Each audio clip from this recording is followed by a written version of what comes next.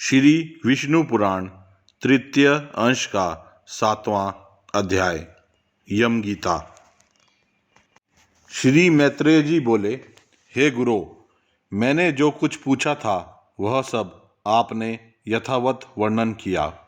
अब मैं एक बात और सुनना चाहता हूँ, वह आप मुझसे कहिए। हे महामुने, सातों द्वीप, सातों पाताल और सातों लोक, ये सभी स्थान जो इस ब्रह्मांड के अंतर्गत हैं, स्थूल, सूक्ष्म, सूक्ष्मतर, सूक्ष्मति सूक्ष्म तथा स्थूल और स्थूलतर जीवों से भरे हुए हैं। हे मुनिस्तम, एक अंगुल का 8वां भाग भी कोई ऐसा स्थान नहीं है जहाँ कर्म बंधन से बंधे हुए जीव ना रहते हों। किंतु हे भगवान, आयु के समाप्त होने पर ये सभी यमराज के वशीभूत हो जाते हैं और उन्हीं के आदेशानुसार नरक आदि नाना प्रकार की यातनाएं भोगते हैं। तदनंतर पाप भोग के समाप्त होने पर वे देवादि योनियों में घूमते रहते हैं। स्कल शास्त्रों का ऐसा ही मत है। अतः आप मुझे वह कर्म बताइए जिसे करने से मनुष्य यमराज के वशीभूत नहीं होता। मैं आपसे यही सुनना चाहता हूँ। श्री पराशर जी बोले, हे मुने, यही प्रश्न महात्मा नकुल ने पितामह भीष्म से पूछा था। उसके उत्तर में उन्होंने जो कुछ कहा था वह सुनो। भीष्म जी ने कहा, हे वत्स, पूर्व काल में मेरे पास एक कलिंग देशीय ब्राह्मण मित्र आया और मुझसे बोला। मेरे पूछने पर एक जातिस्मर मुनि ने बतलाया था कि ये सब बातें अमुक अमुक प्रकार की होंगी। हे वत्स, उस बुद्धिमान ने जो जो बातें जिस जिस प्रकार होने को कही थी वे सब ज्यों की त्यों हुई। इस प्रकार उसमें श्रद्धा हो जाने से मैंने उससे फिर कुछ और भी प्रश्न किए और उनके उत्तर में उस द्विजश्रेष्ठ ने जो जो बातें बतलाई उनके विपरीत मैंने कभी कुछ नहीं देखा। एक दिन जो बात तुम मुझसे पूछते हो वही मैंने उस कालिंगा ब्राह्मण से पूछी।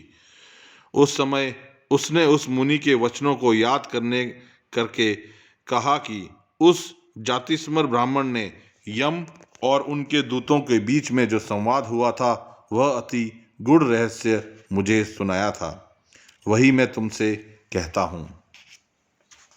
कालिंग बोले, अपने अनुचर को हाथ में पाश लिए देखकर यमराज ने उसके कान में कहा, भगवान मधुसूदन के शरणागत व्यक्तियों को छोड़ देना, क्योंकि मैं वैष्णवों से अतिरिक्त और सब मनुष्यों का ही स्वामी हूँ।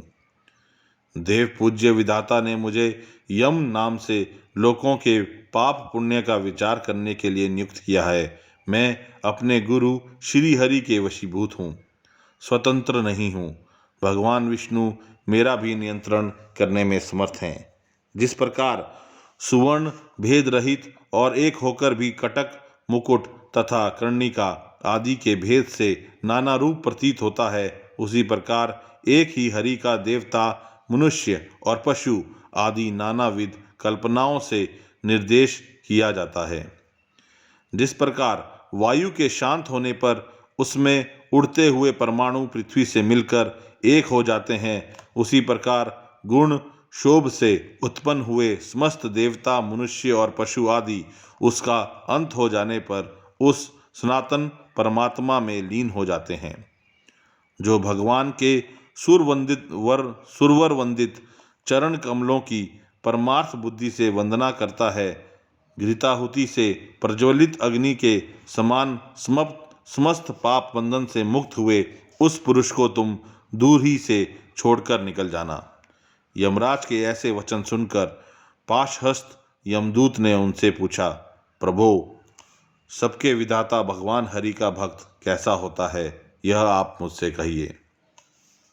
यमराज बोले, जो पुरुष अपने वर्ण धर्म से विचलित नहीं होता, अपने सुहृद और विपक्षियों के प्रति समान भाव रखता है, किसी का द्रव्य हरण नहीं करता तथा किसी जीव की हिंसा नहीं करता तथा अत्यंत रागागी, शून्य और निर्मलचित व्यक्ति को भगवान विष्णु का भक्त जानो।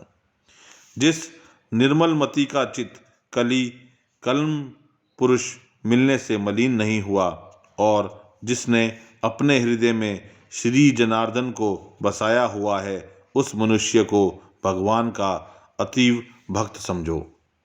जो एकांत में पड़े हुए दूसरे के सोने को देखकर भी उसे अपनी बुद्धि द्वारा तृण के समान समझता है और निरंतर भगवान का अनन्य भाव से चिंतन करता है, उसे नरश्रेष्ठ को विष्णु का भक्त जानो।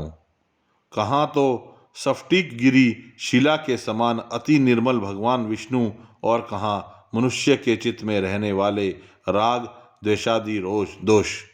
इन दोनों का संयोग किस प्रकार नहीं हो सकता। हिमकर चंद्रमा के किरण जाल में अग्नि तेज की उष्णता कभी नहीं रह सकती है। जो व्यक्ति निर्मल चित्त, मात्सर्य रहित, प्रशांत, शुद्ध चरित्र, समस्त जीवों का सुहृद, प्रिय और हितवादी तथा अभिमान एवं माया से रहित होता है, उसके हृदय में भगवान वासुदेव सर्वदा विराजमान रहते हैं। उन सनातन भगवान के हृदय में विराजमान होने पर पुरुष इस जगत में सौम्य मूर्ति हो जाता है।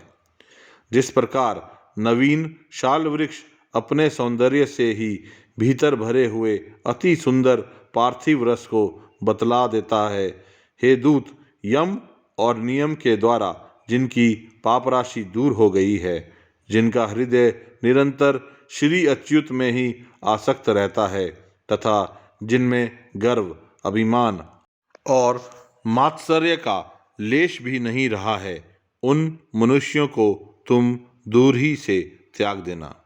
यदि खड्ग, शंख और गदाधारी अव्ययात्मा भगवान हरि हृदय में विराजमान हैं, तो उन पापनाशक भगवान के द्वारा उसके सभी पाप नष्ट हो जाते हैं। सूर्य के रहते हुए भला अंधकार कैसे ठहर सकता है। जो पुरुष दूसरों का धन हरण करता है, जीवों की हिंसा करता है तथा मिथ्या और कटु भाषण करता है, उस अशुभ कर्मोन्मत्त दुष्ट बुद्धि के हृदय में भगवान अनंत नहीं टिक सकते। जो कुमति दूसरों के वैभव को नहीं देख सकता, जो दूसरों की निंदा करता है, साधुजनों का अपकार करता है तथा संपन्न होकर भी ना तो श्री विष्णु भगवान की पूजा ही करता है और ना उनके भक्तों को दान ही देता है, उस अधम के हृदय में श्री जनार्दन का निवास कभी नहीं हो सकता। जो दुष्ट बुद्धि अपने परम सुहृद बंधु बांधव, स्त्री, पुत्र, कन्या, पिता तथा भृत्य वर्ग के प्रति अर्थ तृष्णा प्रकट करता है, उस पापाचारी को भगवान का भक्त मत समझो। जो दुर्बुद्धि पुरुष असकर्मों में लगा रहता है, नीच पुरुषों के आचार और उन्हीं के संग में उन्मत्त रहता है तथा नित्य प्रति पापमय कर्म बंधन से ही बंधता जाता है, वह मनुष्य रूप पशु ही है। वह भगवान वासुदेव का भगत नहीं हो सकता। यह सकल प्रपंच और में एक परम पुरुष परमेश्वर वासुदेव ही हैं। हृदय में भगवान अनंत के स्थित होने से जिनकी ऐसी स्थिर बुद्धि हो गई हो, उन्हें तुम दूर ही से छोड़कर चले जाना।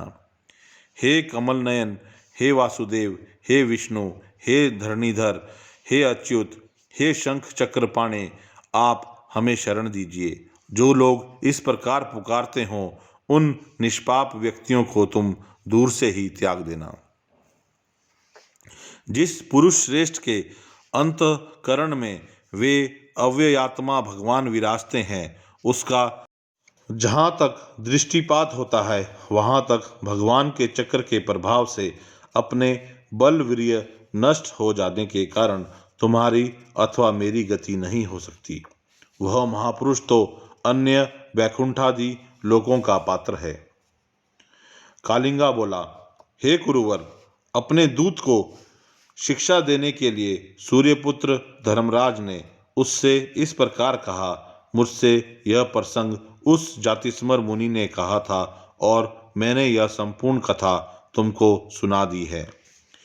श्री विषम जी बोले, हे नकुल, पूर्व काल में कलिंग देश से आए हुए उस महात्मा ब्राह्मण ने प्रसन्न होकर मुझे यह सब विषय सुनाया था। हे वत्स, वही संपूर्ण वृतांत जिस प्रकार की इस संसार सागर में एक विष्णु भगवान को छोड़कर जीविका और कोई भी रक्षक नहीं है, मैंने ज्यों का त्यों तुम्हें सुना दिया। जिसका हृदय निरंतर भगवत परायण रहता है, उसका यम, यमदूत, यमपाश, यमदंड अथवा यम यातना कुछ भी नहीं बिगाड़ सकते। श्री प्राशर जी बोले, हे मुने, तुम्हारे प्रश्न के अनुसार जो कुछ यम ने कहा था वह सब मैंने तुम्हें भली प्रकार सुना दिया। अब और क्या सुनना चाहते हो? यह था श्री विष्णु पुराण के तृतीय अंश का 7वां अध्याय।